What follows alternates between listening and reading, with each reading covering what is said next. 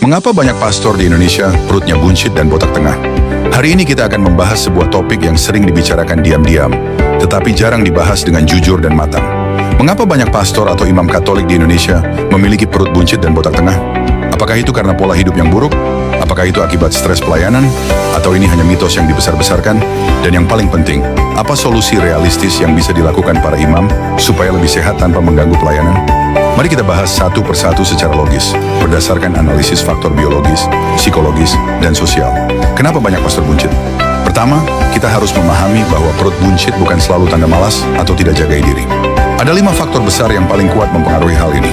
1. Faktor metabolisme di usia 35 plus mayoritas imam ditahbiskan di usia 28 sampai 33 tahun. Setelah usia itu, metabolisme tubuh mulai menurun hingga 10% setiap dekade. Akibatnya, lemak lebih cepat tersimpan hormon testosteron, perlahan turun pembakaran kalori, lebih lambat massa otot menyusut. Ini terjadi pada semua laki-laki dewasa, bukan cuma imam. Jadi, buncit bukan tanda dosa, bukan tanda tidak rohani. Itu biologi normal. 2. Pola makan di pastoran imam tinggal di komunitas. Makanan biasanya berkarbohidrat tinggi berbasis nasi, mie, roti. Jarang ada menu khusus diet. Porsinya besar karena dimasak untuk banyak orang. Sering ada suguhan dari umat-umat Indonesia. Kalau datang ke pastor hampir selalu membawa kue, roti, makanan manis, gorengan, mie kering, snack. Apa yang terjadi jika setiap hari ada tamu 5-10 orang dan semuanya membawa makanan tinggi kalori?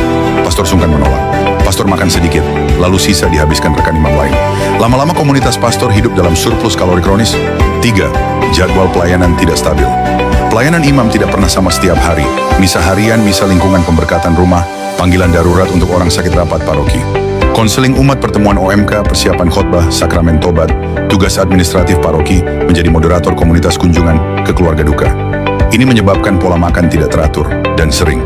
Sarapan terlambat, makan siang terlalu sore, makan malam terlalu malam, makan 2 kali. Karena harus menghormati keluarga yang mengundang ngemil saat stres menyusun homili. Tubuh manusia paling mudah menimbun lemak ketika makan malam setelah jam 20, makan dalam keadaan stres, makan cepat tanpa mindful eating. Dan itu sering terjadi pada imam. 4. Stres pelayanan dan kortisol. Stres bukan tanda kematangan rendah. Stres adalah reaksi tubuh biologis terhadap banyaknya tuntutan, banyaknya umat yang datang dengan masalah tekanan jadwal. Harus selalu siap, harus selalu kuat, harus selalu tampak penuh damai, harus selalu sabar. Tubuh laki-laki jika stres kronis melepaskan kortisol, adrenalin. Kortisol tinggi, tubuh menyimpan lemak terutama di perut.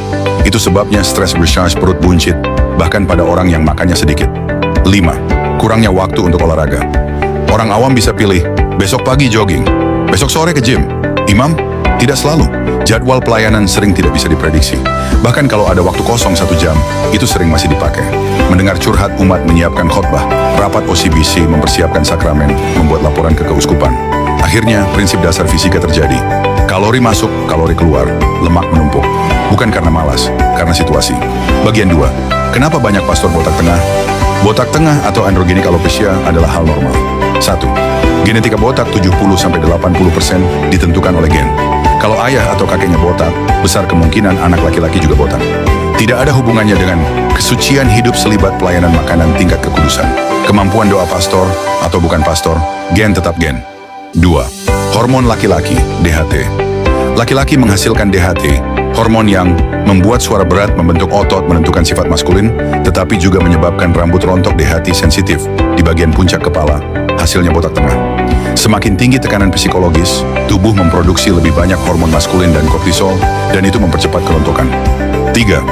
Stres emosional pelayanan imam sangat dekat dengan masalah keluarga, masalah pasangan, umat orang sakit, orang meninggal, anak muda yang kehilangan arah, konflik internal paroki, masalah keuangan paroki. Stres tinggi mempercepat penipisan rambut. 4. Tidur kurang berkualitas. Imam sering tidur tidak stabil karena tugas mendadak, misa pemakaman pagi, panggilan orang sakit jam 2, pagi telepon umat yang membutuhkan kunjungan rumah. Kurang tidur, sure rambut rontok. Bagian 3. Apakah ini salah imam? Tidak, ini sistemik. Sering orang menilai dari permukaan, pastor harusnya sehat dong, pastor harus seteladan Yesus dong, pastor harus jaga penampilan dong. Tetapi orang lupa, Yesus hidup tanpa televisi, tanpa motor, tanpa WhatsApp, tanpa jadwal rapat, tanpa 10.000 umat dalam satu paroki, tanpa keharusan administrasi, tanpa tekanan legal, tanpa tuntutan modern. Imam sekarang hidup di dunia yang sangat berbeda. Harapan umat sering tidak realistis. Bahkan dokter saja bisa obesitas. Bahkan psikolog bisa stres. Bahkan guru olahraga ada yang buncit. Bahkan chef ada yang botak. Semua manusia punya batas biologis yang sama.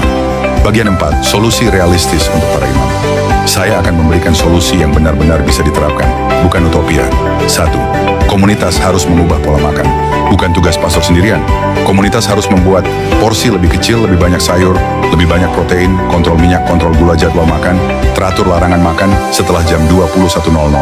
Tanpa perubahan komunitas, pastor akan tetap buncit. 2. Umat jangan memaksa pastor makan. Jika pastor menolak makanan, hormati, jangan tersinggung, jangan memaksa, jangan bilang, pastor tidak mau berkat makanan kami. Pastor juga manusia. 3. Jadwal olahraga wajib. Setiap komunitas pastor sebaiknya menetapkan 3 kali seminggu olahraga 40 menit, minimal jalan cepat, senam ringan, berenang, gym sederhana, di pastoran. Olahraga ringan sudah cukup menurunkan lemak perut. 4. Latihan manajemen stres pelayanan tidak akan berubah. Yang bisa berubah adalah cara mengolah stres.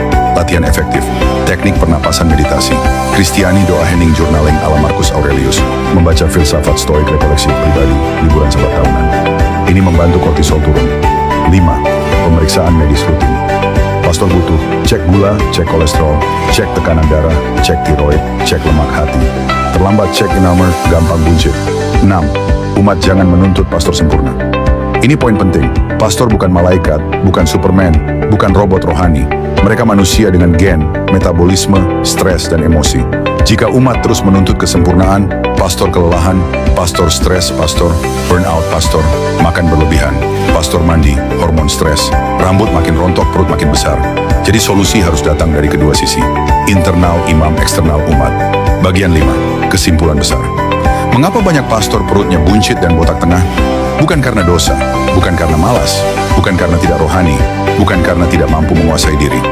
Jawaban sebenarnya, biologi, genetika, pola makan, komunitas, stres, pelayanan, pola tidur, tidak stabil, jadwal padat, terlalu banyak suguhan umat.